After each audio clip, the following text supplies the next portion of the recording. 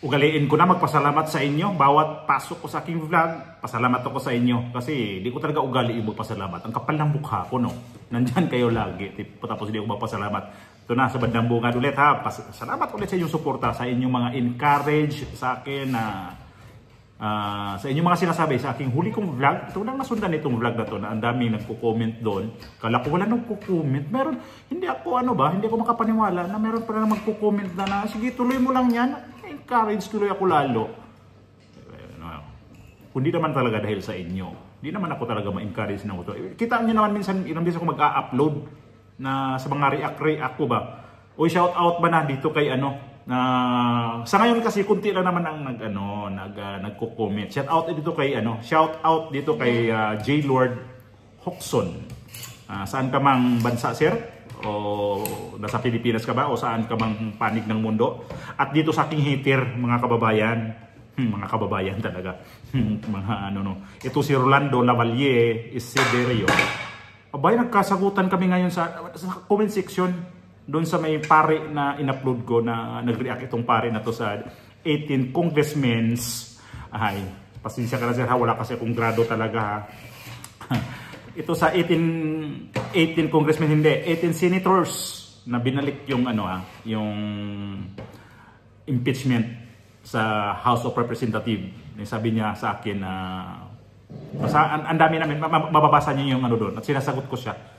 Pero ganoon pa man, maraming salamat sa iyo, Rolando. Ilang taon kaya to si Rolando?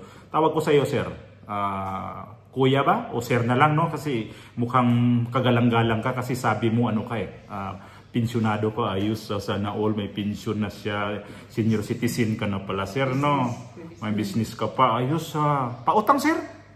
Para di na ako magtiis dito sa katatrabaho ditong magkalakal. Pautang naman dyan. Baka pwedeng mangutang. Salamat sa panood sa aking mga video, sir ha. Isidro Orlando Lavalle Isiderio, tama ba yung pronounce nito? Lavalle o Laval? Basta bahala ka na. Basta yan yung pangalan mo na nagre-reflect doon sa comment section. At sinabi, tagal nating kwentuhan na. Uy, comment ka para tayo. Chika-chika tayo. Salamat.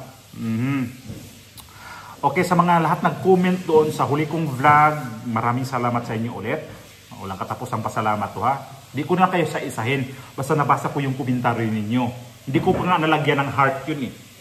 Oo, kasi may ako ngayon, may trabaho kasi ako ngayon. Kaya pasensya muna kayo na Pero isingit ko tong pagbablog ngayon kasi natawa ako dito kay Kunte. Ito Kunti na naman tayo. Ito si Kunti talaga. Kunti utak talaga nito. Matawa lang talaga ako sa abogada na to na ewan ko ba't allergic siya kay Tatay Digong. Na wala namang ginawa si Tatay Digong sa kanya. Nanalo ba to sa kanyang party list na na kung saan siya kandidato o nominee? Tama ba? Nominee. Hindi ko alam kung nanalo ba tong kanilang party list. Di ko rin matandaan kung ano yun. Ito sa DZMM. Interview to ng host sa DZMM. Ito kasing ABS-CBN, halata natin na sobra talaga silang against sa mga Duterte. Manood kayo ng mga nila, ng mga balita. Pati naman GMA, ganun din eh. Lalo na si Mil Tiangco. Ay naku, may pag-ganon-ganon pa yan siya pag si Sara Duterte ang ibabalita niya na parang ayaw nila na yung agrebyado sila. May pag-ganon-ganon pa yan sa papel na bit-bit niya. Tingnan niya, pati si Emil Sumangil. Ay naku, si Emil Sumangil.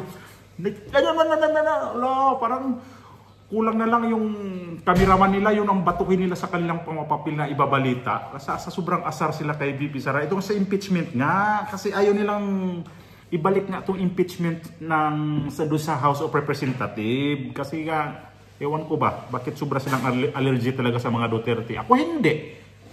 Tayo nandito sa aking YouTube channel, hindi tayo allergy sa mga Duterte, di ba? Sila yung allergy, nanood dito sa aking YouTube channel. Sila yung allergy ha. Anyway, maraming salamat pa rin sa mga na-allergy dyan na nandidiri sa pagbumukha ko. Try na lang sa inyo dyan. Wala akong pakwe. Basahin natin to, pakinggan natin to si Kunti. Ito si Kunti, sabi ko nga sira yung araw ko nito pa nakita ko itong abogada na to kasi kita nyo naman ang mukha niya. Kita nyo naman ang mukha niya. Tapos yung katabi si Tatay Digong. Although si Tatay Digong may edad na pero halatang foggy, no? Foggy naman talaga si Tatay Digong eh. Pero si Conti, tingnan niya naman yan, nakanganga pa.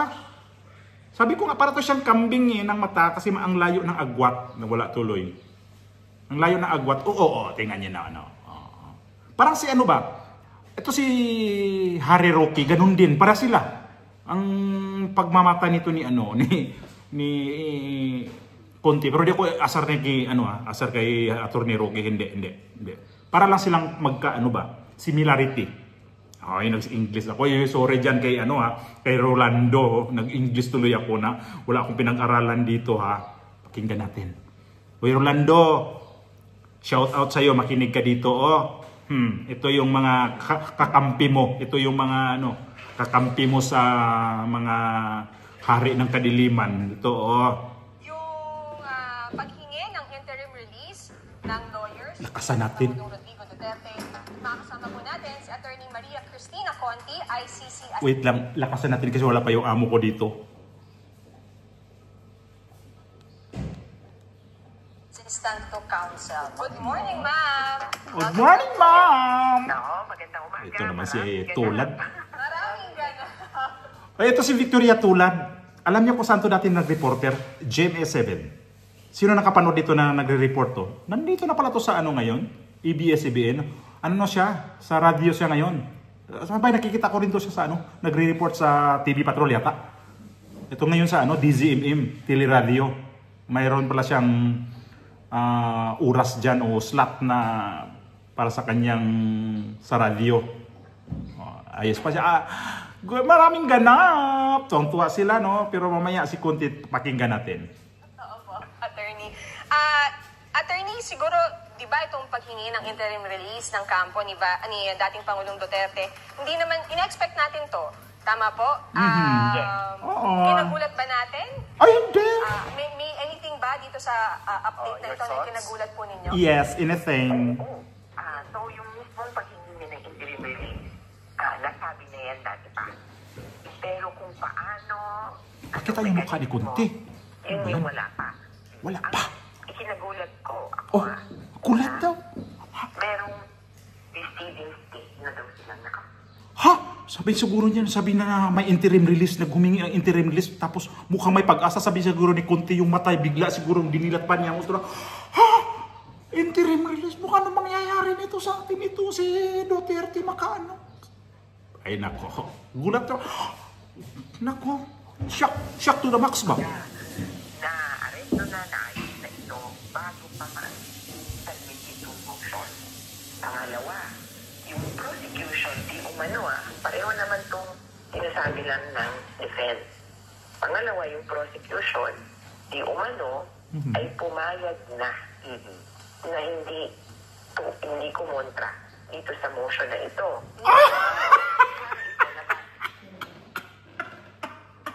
Appear tayo, sumakit ang ulo ko, shakes.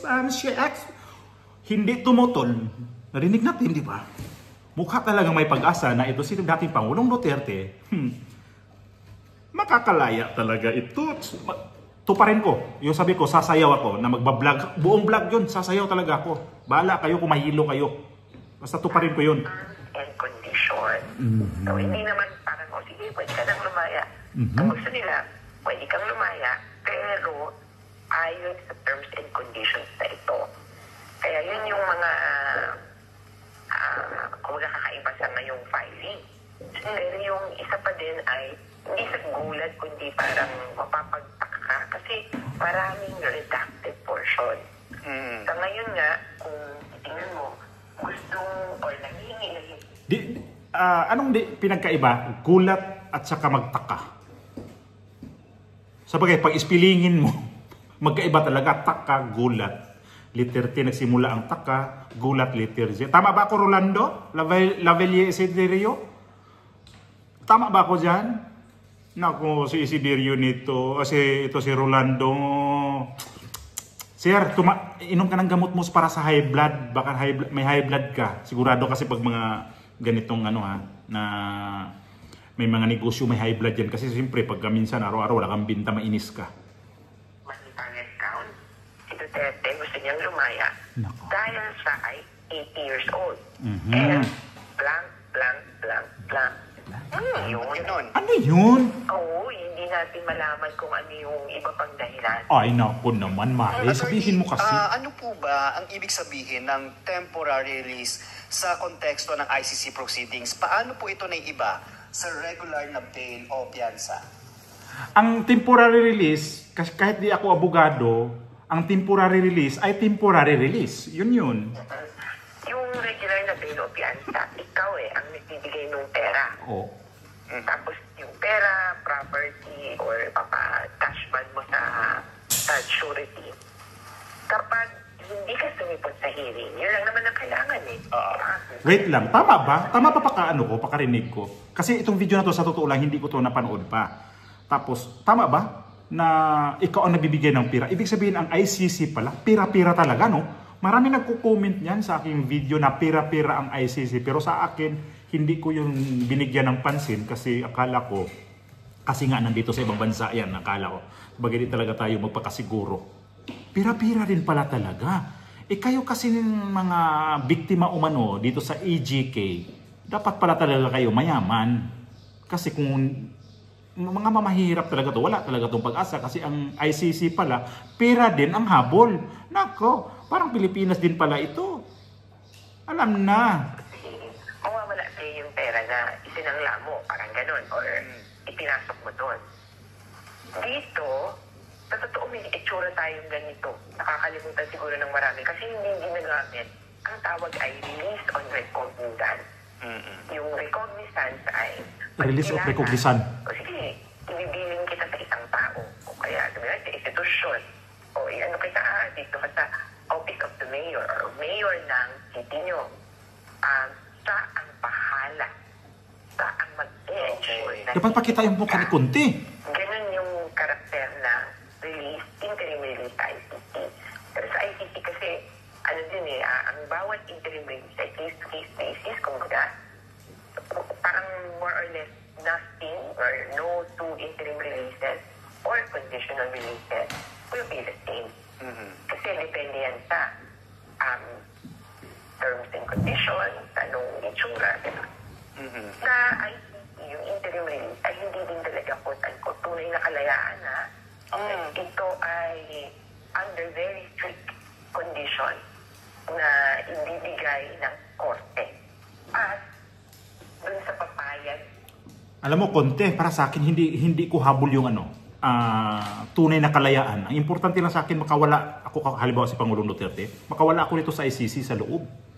Temporary restraining or temporary lang na yung pagkaano ko, mawala dyan. Malaking bagay na yun Kasi imagine, mula pa nung March nakakulong na, tapos hindi ka pa masaya, nakulong na yung matanda, tapos yan ang sinasabi, 80 years old.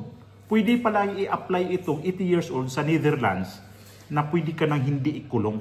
Parang dito sa bansa kung saan kami ngayon, ganun din Parang mayroon silang age limit baga kung kailan ka tumanda tapos may kaso ka pa. Parang ang gagawin sa iyo ay sige, temporary release ka muna. Ito, kaya natin Pangulong Duterte. Ganyan siguro hindi ko alam ang Netherlands kung kasama ba to sa European Union. Di ko sure. So, ganito rin sa lugar namin. Pag sobrang tanda ka na, hindi ka, sa kulungan pa, parang kagaya kay Pangulong Duterte. Ganun. Hindi kagaya sa atin na doon ka talaga malata sa kulungan. Dugta ka dito ba? Nako. Ito sa Netherlands, may posibilidad si dating Pangulong Duterte na magbaybay sa ICC. Nako. Parang magtitikin sa'yo at yun ay receiving state. Opo. Ma'am, so ibig ba sabihin, ano yun? Sa jail facility ba ilalagay? Hindi na. Hindi naman. Oh. Kumbaga, parang nasobra yata pag hindi-release. May medyo. Patawa naman to si Tulad. Itong reporter, itong angkor na to. Kaya nga may interim release tapos nasa ka. Naku naman.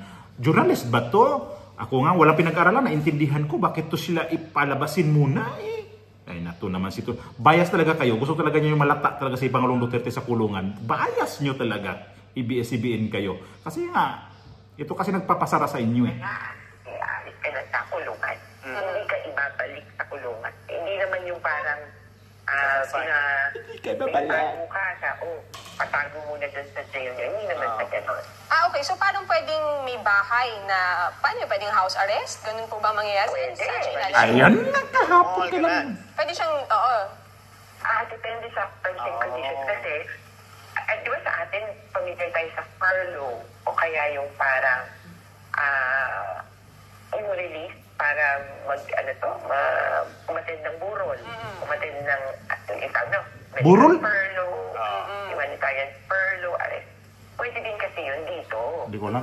So, kung anong Mali ang dinig ko. ng interim release mo ay nakalabas ka for one day at pupunta ka sa St. Peter's, Napunirahan, at papunta sa Kaya pala burol. Libingan. So, kasama yun doon sa interim release mo.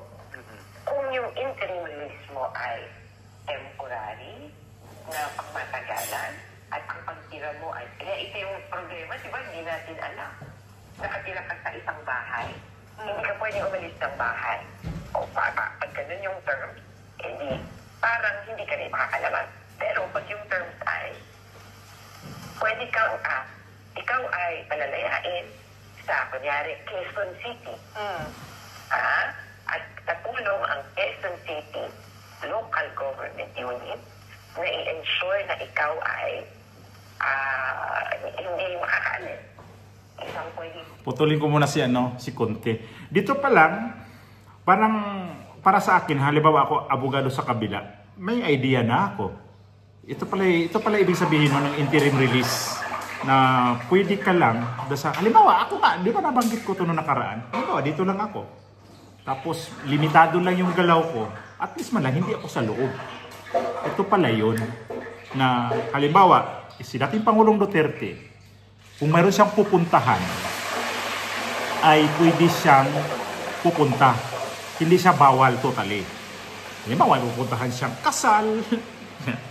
Yung sabi nga niya, burol, nga kanina, kung halimbawa pupunta siya sa mga ganyang burol, may mga libing, pwede siya, ito yung kondisyon na to, na pwede niyang makuha sa interim release. Kasi mayroon mga interim release din pala na limitado. Pero si dating Pangulong Duterte, parang ito yung gusto niya itong gusto na parang unlimited.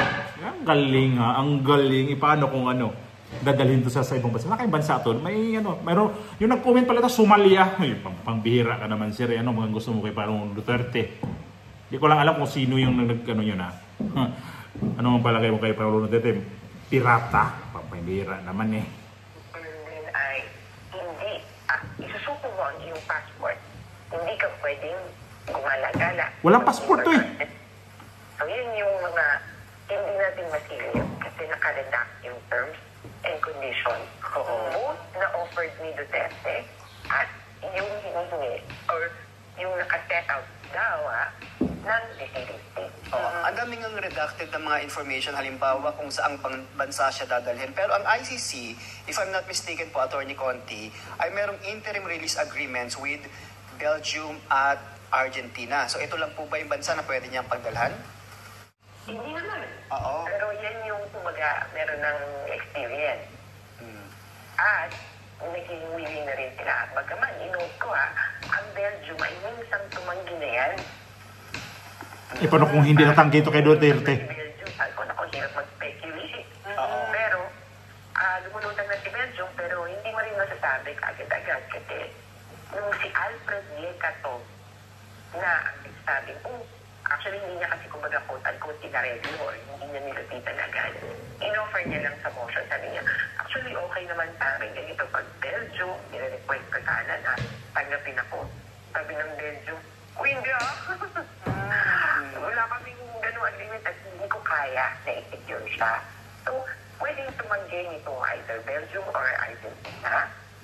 Pero, pwede rin umuo, no? Ang malinaw lang ay the receiving state is far or malayo the geographic scope ng situation. So, malayo daw sa Pilipinas or sa Davao. Okay, so ngayon, attorney, wala pa tayong idea talaga kung saan, kung ano yung... So, suma total, hindi pwede nadadalhin sa Pilipinas talaga. Pwede siyang ma-interim release kung saang bansa. Ito yung sinasabi niya. Kasi nga, Itong unang-unang nabanggit nila, yung Belgium at saka itong Argentina, pwede ito.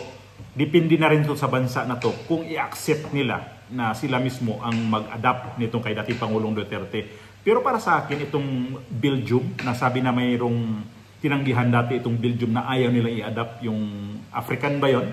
Kasasabi lang ay si Pangulong Duterte, palagay ko sa akin, hindi ito tatanggihan ng Belgium. Hindi ito tatanggihan. Lalo ang Argentina. Ang Argentina kasi, ang mga ano ka dyan, mga Espanyol Espanyol kasi yung salita yan, yung mga Latino yan Hindi yan basta-basta hindi yan basta-basta silang nag-decline ba na ayaw namin yan. Iba ang Argentine. Ang Belgium, iba rin yan. Basta, ito si Conte, mukhang nakikita na, natanaw niya na, natanaw ko na si Pangulong Duterte. Di ito magsabi ng Pangulong Duterte. Natatanaw ko na si Duterte na lalaya sa ICC.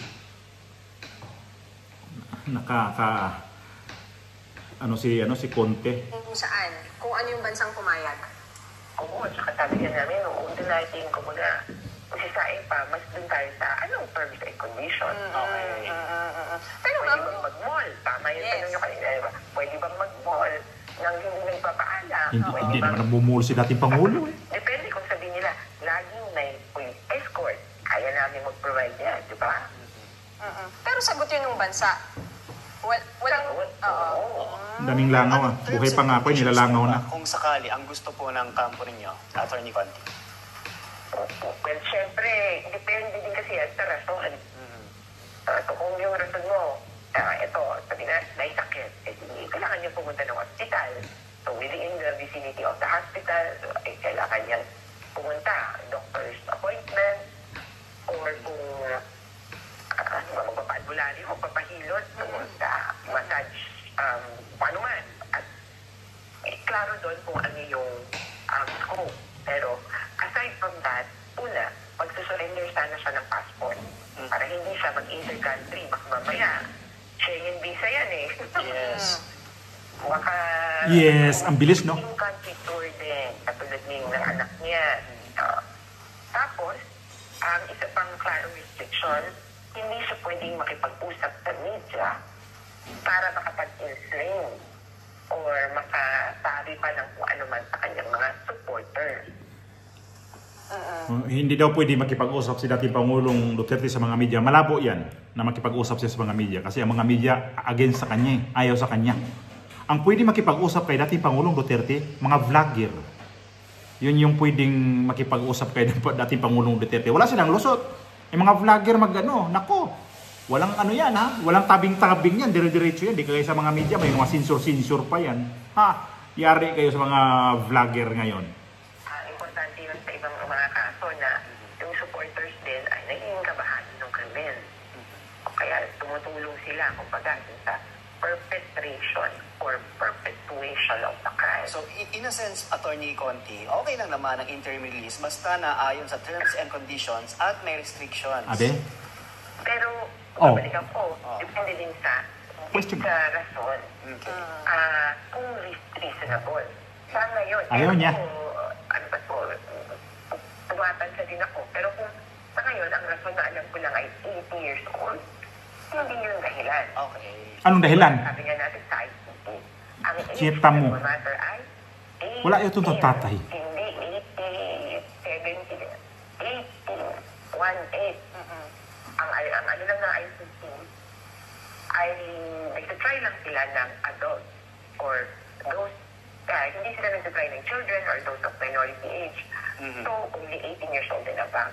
As long as you are fit or... Nainis lang ako nawala sa sa edad, yung 80 years old, wala yun. Ito si Conti, gusto ko rin itong umabot ng 80 years old. Dapat kanina, sabihin ko sa huwag ka na umabot ng 80 years old. Ano ngayon? Sabihin ko na lang sa kanya, dapat umabot ka ng 80 years old. Hayop naman tong abogada na to, no? Siguro walang tatay ito. Wala siguro itong mga tiyuhin, wala itong mga ayaw siguro nyo ito sa mga matatanda, palagay ko. Trial. You have to be inside or more or less hindi ka exempted from trial. Kaya yung kung age at age lang, at kung may sabing doktor na fit for trial naman siya, tingin namin ay reasonable na, unreasonable na maghingi siya na interim release. Pero yung blank, mapapaisip kami kung ano ba ito. Ma'am, panghuling tanong na lang po. So ano ang gagawin po ng kampo ng mga biktima? Iba-block niyo po ba ito? Any legal action na gagawin po ninyo? Oo, nagsisimula na kami magsulat ng comment, tawag nila kasi observation, kung ano man, na ipafile namin dito sa ICC. At hopefully, ma-file namin to next week. Akala nga namin kahapon lalabas yung order kung kailan ang deadline. Pero even without that, naka-ready kami na by next week, o Monday kung sakasakali, magsasubmit na para makaabot kapag paabot sa judges. Opo. At attorney, ano pala, sabi niyo po pumayag na ang prosecution? Yung umano. Hindi pa rin natin sure. Oo Kaya parang yung iba, pag binasa mo lang talaga, sinasabi ng defense, actually, sabi ng prosecution, no opposition sila kung perfect condition. Gusto ko umiyak. Pumayag na prosecution daw. Pumayag na. Di umano, kaya hindi siya sigurado. Ibig sabihin nito, mayroon na siyang natanggap na pumayag na nga. Oh my God. Ganon. Tapos may nag-receive na din namin. So, Oh my God. Parang wow. Thank you, Lord. Naareklado na. Pero, kailangan natin hintayin na i-confirm ito kung kabilang mga parties na dinilawit. Hindi pwedeng ma-retest lang. O sabi, okay na to. Pero it doesn't mean na Paiyak ako, kung pumayag sila, it doesn't mean na go na talaga yon. You can still question. Sana totoo. Siyempre, kasi kumaga kung may checkbox test, na-tick na nila yung some of the checkbox test. Yes, may tumanggap na. Yes, meron na ano. Kaya, yung Duterte dun sa... Narinig niyo? Duterte. Binukas nila lahat Kaya, hindi po ako gagawa o hindi ko na po ipagpapatuloy ang gumawa ng krimen. Ano yan there are grounds to disallow the interim release. In-offer na niya kaagad. Check, hindi po ka-flight rate. Check, may terms and conditions. So parang, in a way, urgent talaga para sa punto niya na lahat in-offer niya. And okay na ba? Ready na ba kami? Hindi niya, ang nakalimutan niya lang, yung tungkol dun sa mga biktima. Kaya lang, at saka sa witness na kaya lang meron na siyang kasabi dun na wala na daw siyang chance or hindi siya mag-ano ng mga biktima. Parang kami, it's not for you to say na hindi matatakot ang mga biktima o ang mga witnesses. It's for them to feel harassment and potential tampering with the case. Kasi pwede naman hindi talaga siya maski naman ng war on drugs, hindi naman siya mismo yung pumatay pero maraming kalamay. Nako, attorney, sila mismo nasabi balita po kami, lalo't kayo po ay magpapadala rin pala ng inyong komento. Maraming salamat po sa inyong oras, attorney. Thank you, Attorney Conti. Bigla ako nag-emotional, pasensya na. Bigla ako nung sinabi niya na di umano na kumbaga planchado na makalaya na si dating Pangulong Duterte. Thank you, Lord. Thank you. Kasi ito yung video na to kasi kanina nakita ko lang to kasi mayroon kong trabaho ngayon.